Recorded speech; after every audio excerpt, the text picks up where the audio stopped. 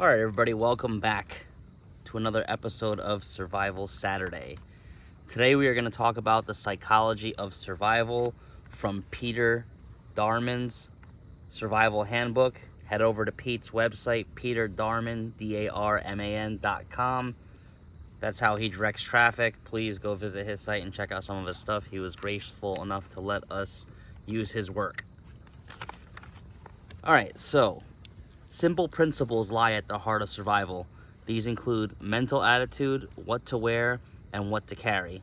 As a survivor, you must master these basic survival skills, especially the psychology of survival, for they will ultimately determine whether you live or die.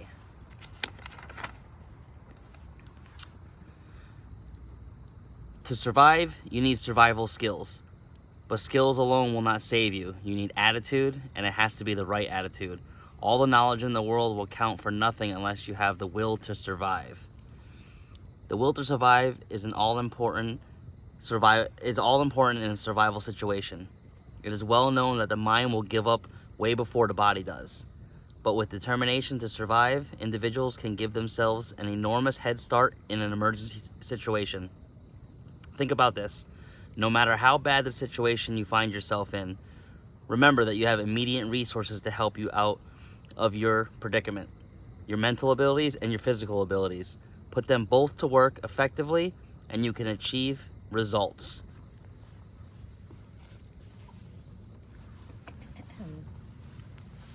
How to focus your mind to survive. Two of the greatest threats to survival come from your own mind. They are a desire for comfort and a passive outlook. If not countered quickly, they can result in the demoralization and death of survivors. Fortunately, they can be dealt with quite easily by any survivor.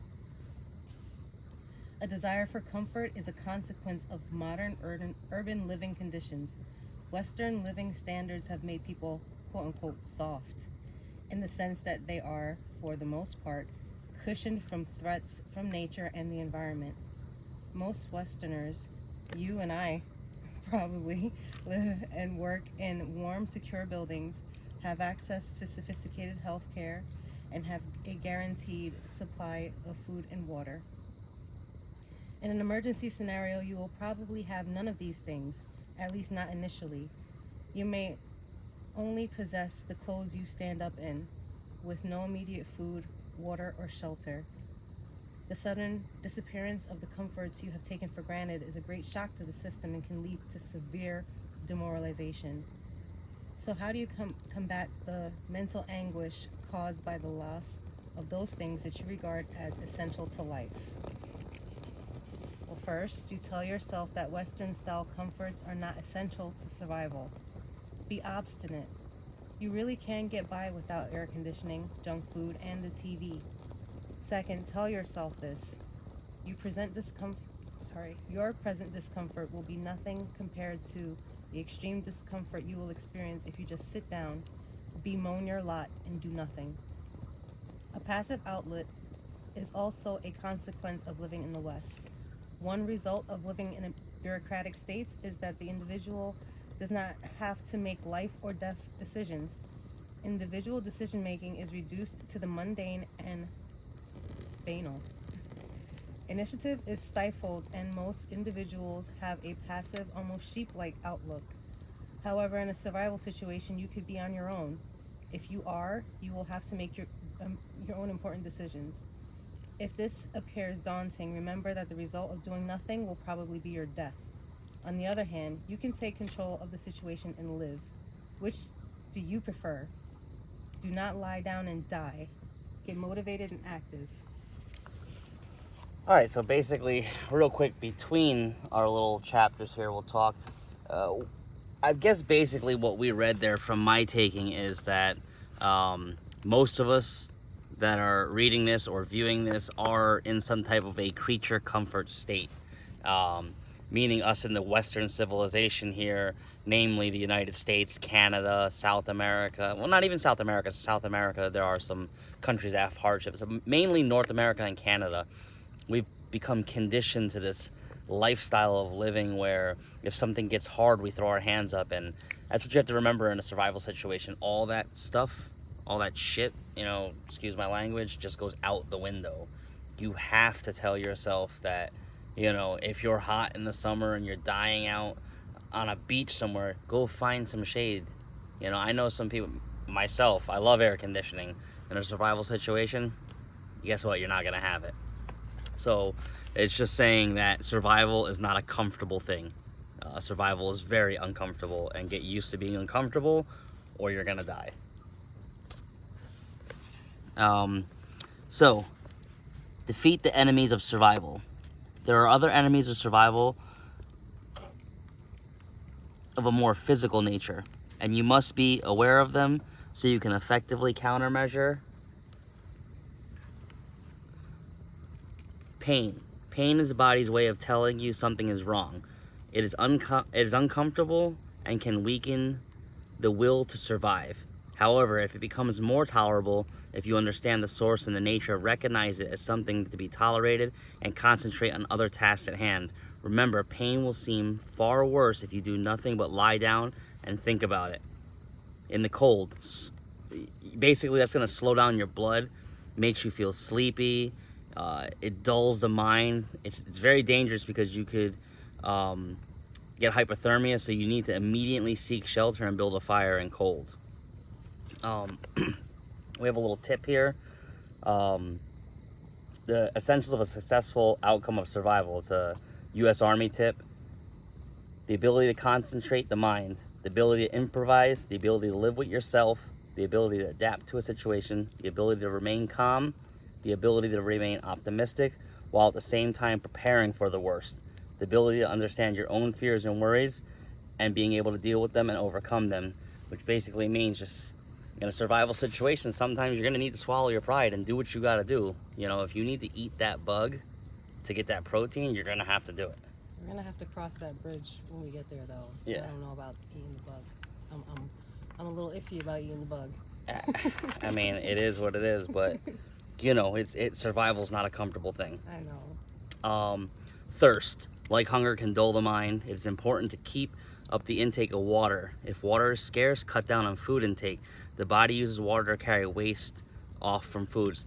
That is a serious survival thing. If you do not have an adequate amount of water, you should not be eating much at all. Bare minimum, because your body requires water to pass stool and move stool through your stomach. It will dehydrate you if you eat and don't have enough water. So always remember that. You must have water.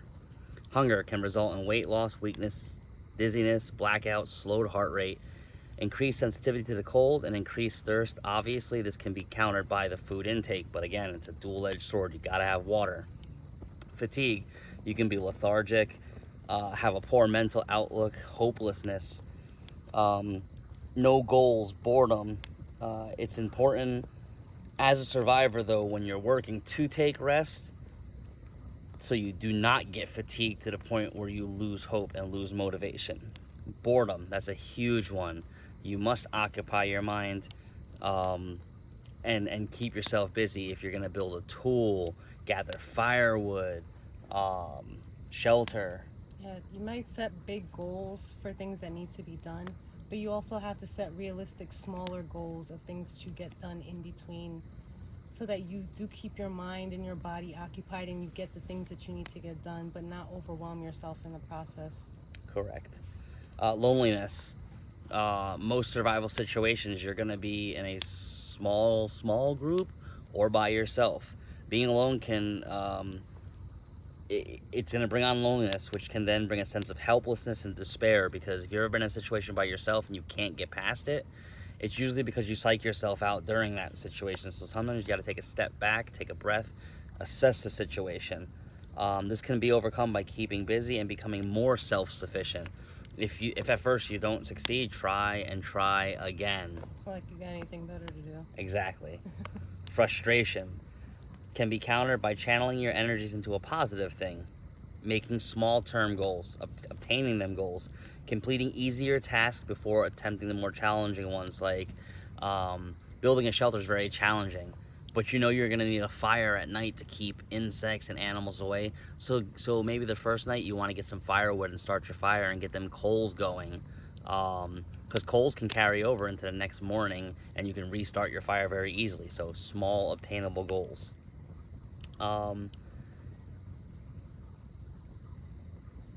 In addition, you must accept the situation you're in and act accordingly. Do not have unrealistic goals. Do not sit down and worry. Keep continually busy. That is the thing. You must keep busy.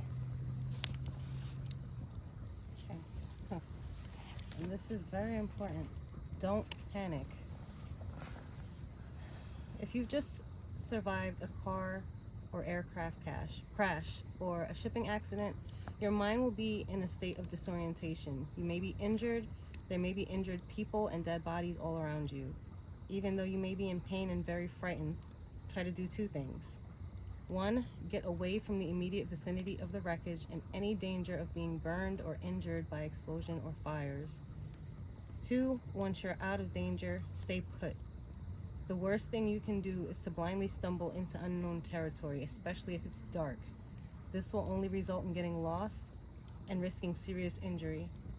Instead, sit down and do not panic. Analyze the situation you're in as calmly as possible.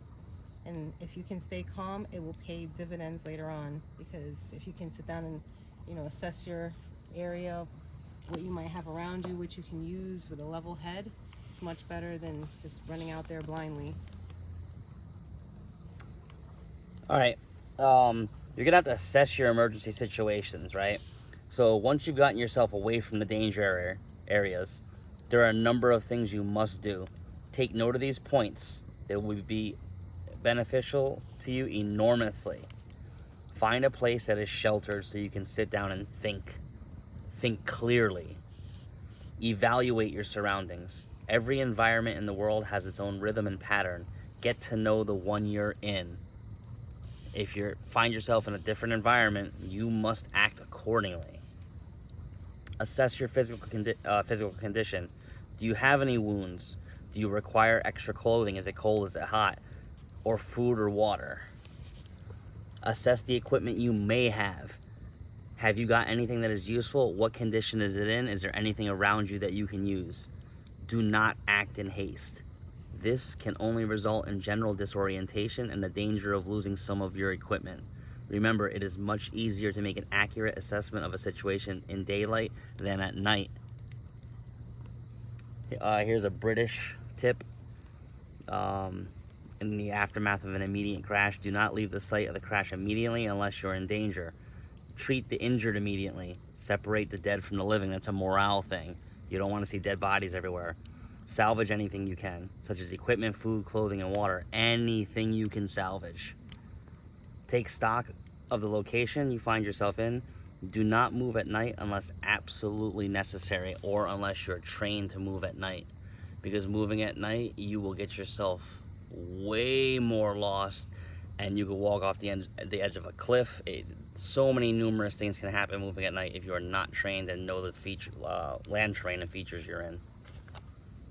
And just to comment on this whole assessing your area section that we just read, that's something that I really felt like I've been able to contribute is, like, whenever we move somewhere naturally, I've always been like trying to figure out where everything is, what type of trees we have in the area, where's north. That's the first thing I always figure out, where, just to make sure I know that where we are and orientation and everything, knowing where all the roads are, where they lead to, major roads, getting into and out of our area easily, different alternate routes to get where I need to go.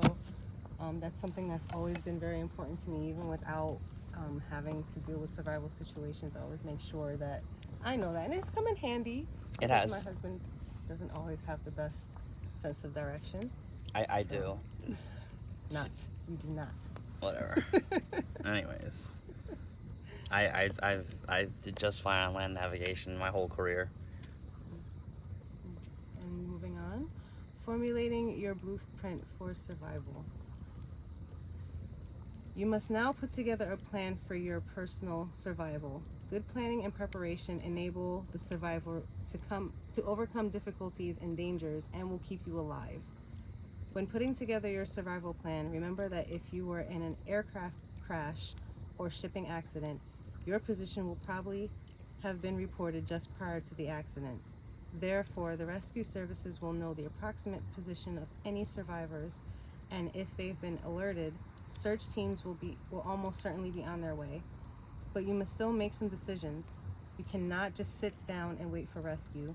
Rely on yourself to stay alive, not other people. For many people, making decisions is extremely difficult. However, you must take control of the situation. Displaying calmness and having confidence in yourself will obviously inspire confidence and cooperation in others and will make the implementation of a plan much easier. People will follow leaders. Situation appraisal is most important when putting together a plan for survival. You must be as objective as possible and weigh up all the positive and negative aspects of the situation you are in. For example, if you are in an Arctic conditions, the extreme cold will pose obvious dangers, but you will have an abundance of water in the shape of snow and ice. In the tropics, you will have good food sources, but the heat and humidity will be hazards. Main priorities in a survival situation are shelter, fire, and water. If you have an abundance of water and fuel for fire, like wood, you will also have access to shelter and building material.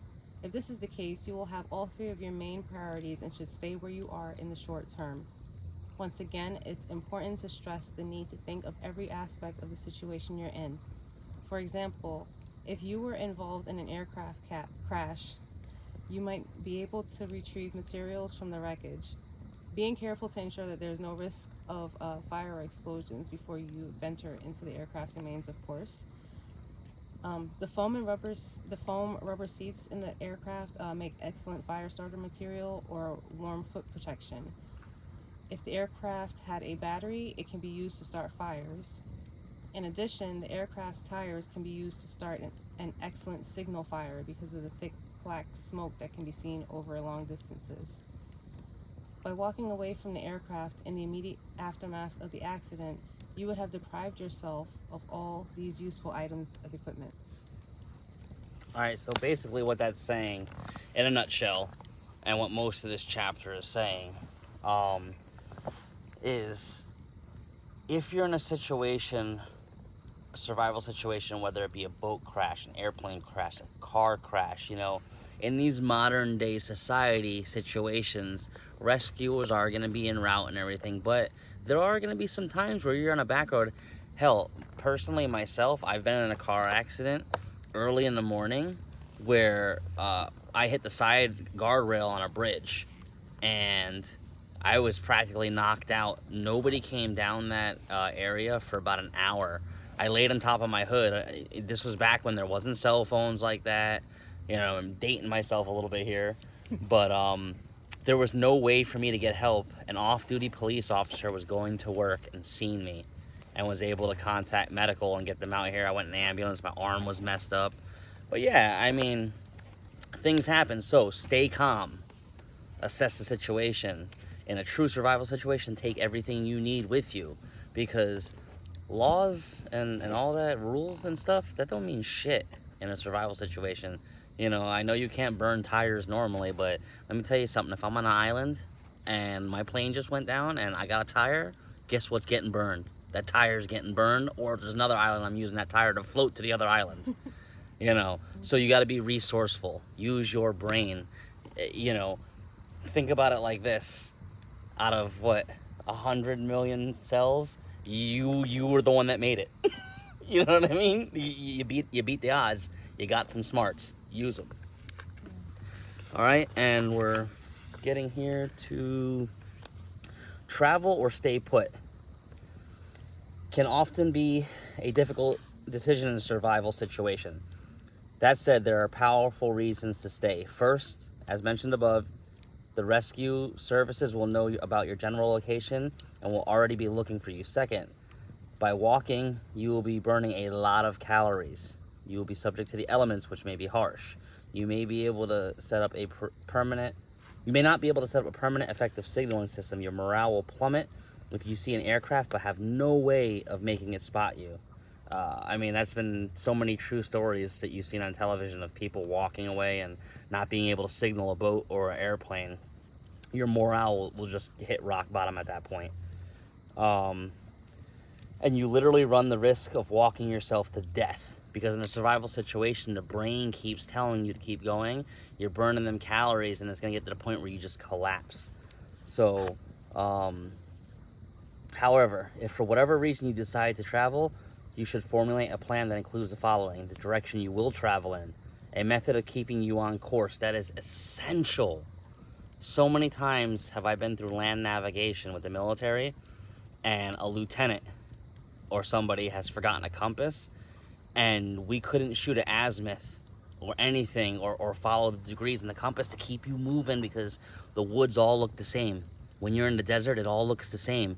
You will veer off course. There's no way you can maintain course unless you have an object to fix on.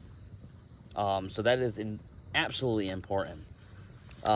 Schedule how long you will walk each day, so you don't tire yourself. A method of signaling if you see something. Remember, you will need to allow enough time at the end of each day to establish a camp signaling system should an aircraft fly overhead. So what does that mean? You're only going to be walking a couple hours a day before you're hunkering back down to set up a makeshift fort to sleep the night, because sleeping out in the open is very tough. Establishing a signaling system, the location and style of your permanent camp, determining your water source, what will constitute your diet, is very important to establish your signaling system first. As a spotter aircraft may fly over your position at any time, you must be ready. To this end, it is wise to build your camp near the signaling system. Now, you will only need survival and medical skills knowledge to enable you to live and eventually get back into civilization, and these will be provided within the following chapters. So, as we progress in the book. So that's the end of this chapter. Basically, it's telling you to be smart. Don't overthink the situation. Don't get down on yourself. Don't beat yourself up. You just survived a catastrophic incident, so you're a survivor. Do not beat yourself up. Just maintain level-headedness. If you're with other people and nobody's taking charge, because let's face the facts, there are leaders and there are followers, and it does not mean you're a bad person if you're a follower. It doesn't mean you got to be a dick if you're a leader. So if somebody takes charge and they're doing the level head thing, there's no reason not to listen to them, or if you have another plan, to speak and formulate yourself. Oh, you got anything to add? I guess I fall more under the follower category. Yeah. I don't have the skills though, but that's the only reason why. I have, and hoping through this experience to learn some of those skills so that I don't have that mentality anymore, because I am resourceful. Mm-hmm. Just, I mean, I don't have a lot of strength, so I don't see it like very likely of me like cutting down trees and building shelters and stuff by myself. Not yet anyway, but we'll see what happens. I hope to use this opportunity to, the best of my abilities. All right, that about wraps it up. Unfortunately, we don't have 50 subscribers, so we can't go live and we can't take interactive questions, or, because it's always fun if somebody's watching and has a question right on the spot, we can kind of like halt, and take a quick AAR, and if you don't know what that is, it's an after action review, or a quick stop and just be like, hey, I don't understand this action, because I know we're reading through this book very quickly. We're trying to go a little slow, but in real time with you guys actually being on live, I think it would benefit you guys more, and benefit us to be able to relay the message clearer. So until we get 50 subs, we will continue to just record them and upload them. So until next time, guys, thanks for checking us out. Please like, share, comment, subscribe, and stay safe out there.